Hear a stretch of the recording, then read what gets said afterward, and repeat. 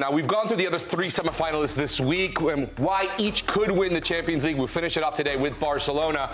And as you see here, they've arrived in the semifinals with some great performances, maybe one of the easier routes in the knockout phase. They are currently the odds favorites to win the Champions League. But that may be a risky bet, Tony, because Robert Lewandowski probably not going to be available for this match. Balde also not available for this match. How will those injuries affect them? I mean, not really just in this Champions League tie, but also in the games that they have to finish off the season. Well, obviously, Lewandowski, right? He's the big one, a guy that scores goals. The injuries will hurt you, especially this time of the year, but it's been, Ferran has stepped up. He's done a great job. I think we said yesterday, 10 goals and 10 league starts. So he knows how to finish. He knows how to find the back of the net.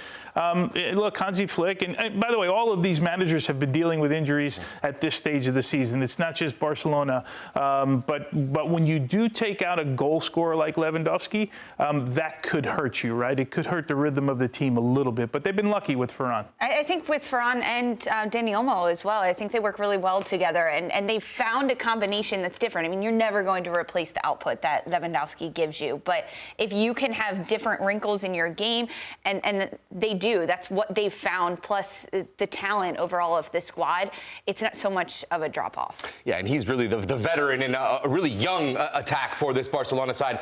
But Barcelona fans, don't worry, because Nico has got 3 reasons why Barcelona will win the Champions League. Okay, the first one for me is the motivation factor to win el triplete.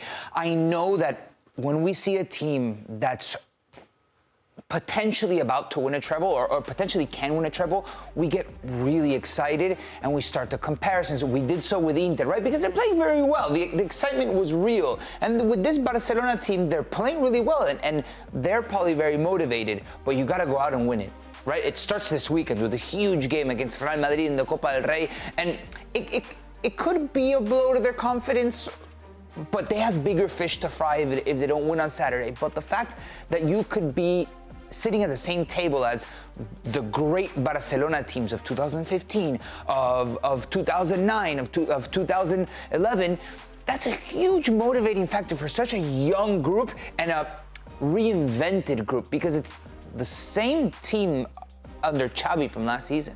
It's impressive, and the motivation is a factor. How much do you think that they're looking at Inter and saying, they went into their Coppa Italia and it didn't work out as well, knowing that they've got Copa del Rey this weekend? No, I think they're focusing on themselves. Barcelona, I think they understand a trap that you can fall into just psychologically. If you don't beat Real Madrid, you lose a final. Obviously, it works. This is a zero-sum game. You're either in the clouds because you won your first trophy, all right, going into the Champions League semifinal, or, we need to bounce back in a big game against Inter midweek. Yeah, look, I go to this interview we had with Guillaume Balaguer here about 2 weeks ago, and he was talking about how this particular group is a little bit boastful, right? Like, they don't make any bones about the fact that they want to win the treble, right? Or the Triplete. Mm-hmm. Did I get that? Nailed it. There you go. Well done. And he said that this team actually talks about it, which is very un-Catalan-like, right, about a group. So that part of it, I love about this young group. I love the fact that they're not afraid to talk about winning on all 3 fronts. Yeah, and I think sometimes they did get towards the beginning of the season or in the middle part of the season when they hit that slump. They got a little bit arrogant. They thought that, we're so good, we can cruise by teams. And they stumbled a little bit, but they got back on the horse and they were led by Robert Lewandowski. Business as usual, getting through the Champions League stages, not talking it up too much, kind of keeping that humility in place a little bit. We still have things to do, but it's him and Pedri. I think there's 2 pillars on this team, and that's my second point, because he's simply extraordinary. I mean, we've given him all the flowers you could possibly find in all of Stanford. This is the Pedri show today. I think no doubt. If his name was Iniesta or Jude Bellingham, I'm thinking how much the world fell in love with Jude Bellingham last year. And I think Jude Bellingham had the goal contributions, had like the visible stat line that you could say, what an extraordinary midfielder. Pedri's goal scoring and assist stats aren't like extraordinary. You don't look at like, I don't know, what is it? It's 8 goals and 6 assists, something like that. You don't look at that and say Ballon d'Or, right? You don't look at that and say the best player in the world, the best midfielder in the world. But he just gives you so many things off the ball, on the ball. The way that he gravitates, or that Barcelona gravitates around him, I mean, I can't say enough about it. He's the music maker for the team, right? That's who he is. Sits in the middle of the field, and he's the connector in every part of the field. That's what he is. All right, what is your number one reason why Barcelona will win the Champions League? My number one reason as to why Barcelona will win the Champions League, I totally forgot at this point in the show. If production can help me out.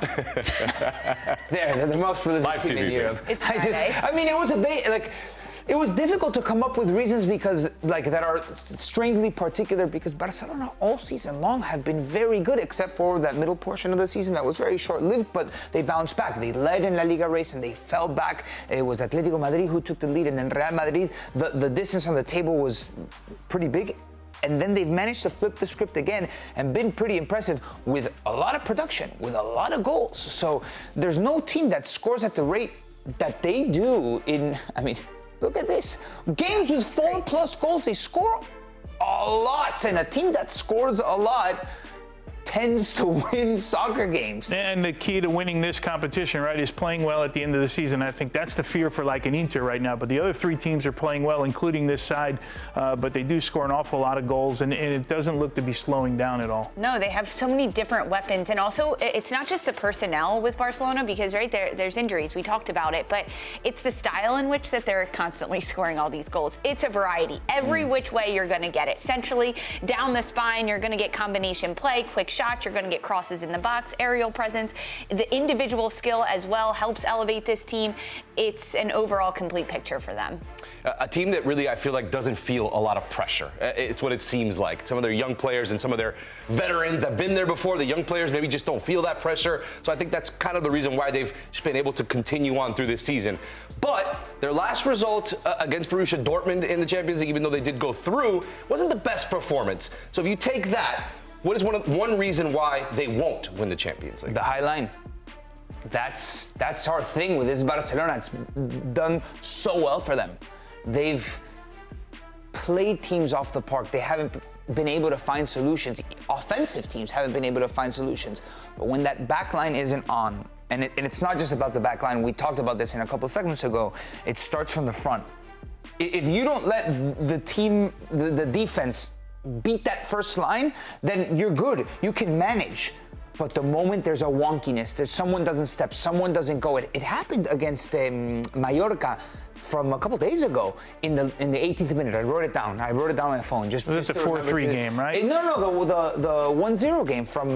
Yeah, in La Liga. Mallorca had nothing in that game, Tone, and one pass, and it could have been 1-0 Mallorca. But you have to. There's a give and take, right, with everything. You showed the graphic that they scored so many goals. Well, part of that is winning the ball so high up the field. Right, so and the other part of that is the high press, right, or the high line, which starts with the players in front. So you got to give and take somewhere. This is the way Hansi Flick has chosen to play with this team. Why? Because he's got the personnel to do that, right? I mean, he's got superstars in this group, young guys that can run forever. I would imagine all the things we just said about this team: young, ambitious, boastful in a lot of ways.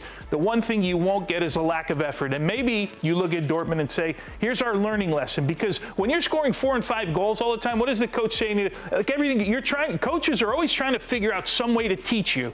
But when you beat Real Madrid 5-2 or 4-0, there's not a lot of learning lessons, right? So now you have a Dortmund video and you say, okay, if we don't do these things right, this is what can happen to us. But with Barcelona, this high line that they play, it is their style, Nico, and it frustrates opponents, and we've seen that consistently. So you're using it as a negative, but it's also a little bit of their superpower that makes them so special and makes them so dangerous, scoring all those goals like Tone mentioned. You've ever been to the circus and you've seen a high wire act, and you see them balancing, you're, oh my God, he's gonna fall, or she's gonna fall, whoever it is, and they don't fall. But it's like, oh, how are they doing it? That's what I feel like what Barcelona's doing, because no one's been able to really find them out in the grand scheme of things. Because you're chasing the ball the whole game. And when you finally get the ball, you're too tired to go 90 yards up the field. I got to figure it out, But yeah, they do it really well. But you're right. It could be a hindrance if somebody figures it out. PSG in the Champions League final. I feel like, Inter over 2 legs. I think the defensive portion of it, it's like a game that can trickily play into Inter's hands. I think they're comfortable without the ball, Inter. We'll see.